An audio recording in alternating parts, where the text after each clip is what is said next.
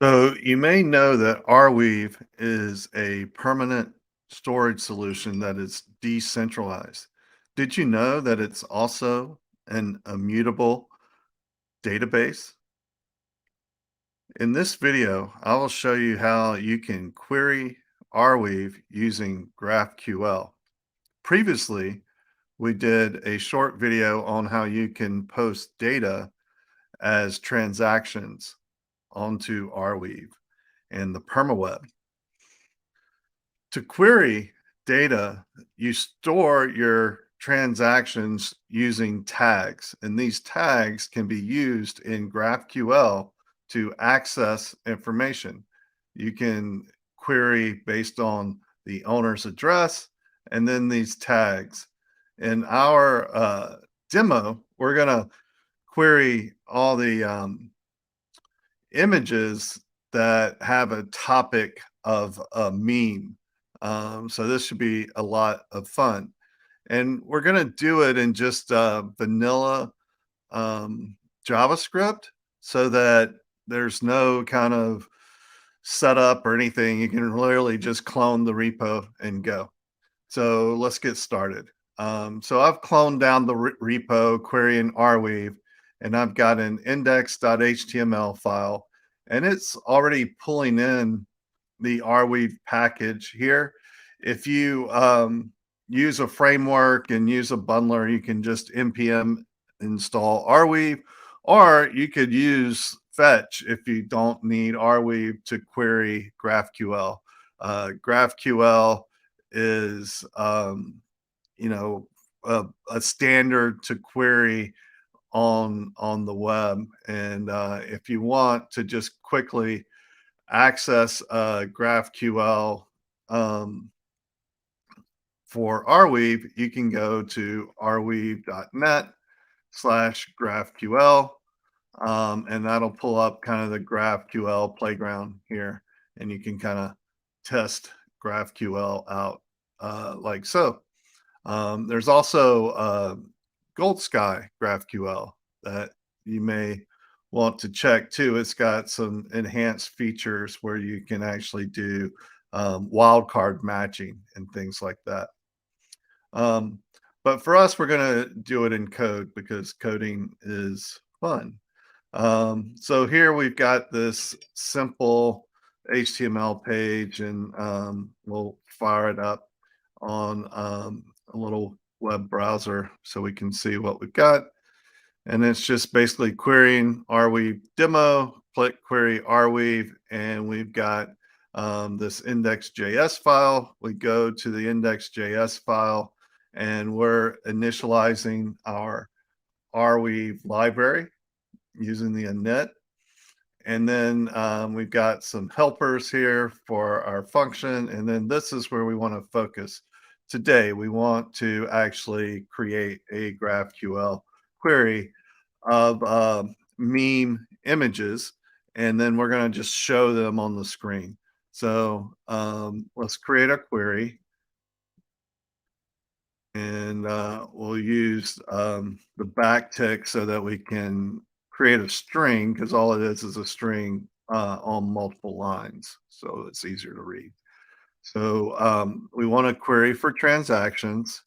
We want to get the first 100, and then we want to specify some tags. So we're going to use the ANS 100 specification, which basically is a standard way to publish data on Arweave so that every application can discover it. And it's very simple. There's four tags. There's a type, a title, a description, and one-to-many topics. So here we're going to get the type, and the values we want to query for is one image. And then we're going to get the name topic.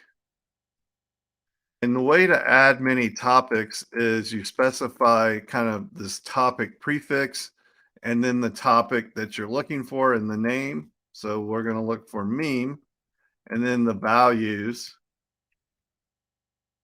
and meme like that. So that's our criteria, our filter criteria for this query. Now we've got to specify what we want the results to look like. So the GraphQL query is going to return transactions, and those transactions will be made up of edges.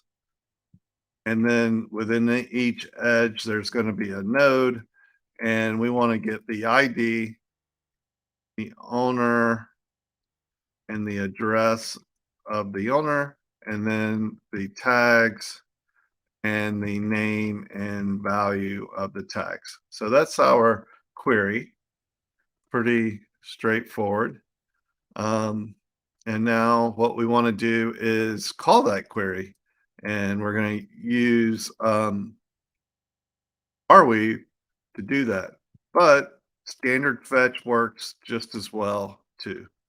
So API post GraphQL. So basically this API post is just a wraparound fetch, and it's going to call the GraphQL endpoint, and we're going to pass it in our query as the body. And then we're going to extract these nodes, and the result set comes back as data, and then another data object wrapped in that, and then transactions, then edges, and then nodes. So the result set will mirror our query, except there's kind of two data wrappers in there. So we're going to just create this extract nodes function, which will basically call and get the data, transactions, edges, which will be an array, and then we'll pluck that node object for every item in the array. Pretty straightforward. So we'll get that back as nodes, and then we're just going to render the nodes to our web page. Again, this is all for demo purposes so that it's quick and easy. Super easy to integrate in any framework that you may want to use. So we're running our service. Let's go over here and refresh, and then just click query Arweave, and you can see we queried Arweave and we got back some memes that were posted on Arweave. Now, this is awesome, and it's awesome to build apps, but one of the most powerful features is the ANS 110 standard, so that you can immediately build your app and access data that is available on the permaweb. And yeah, hope you enjoyed this video. I'll continue doing this for each item in the permaweb cookbook. Thanks.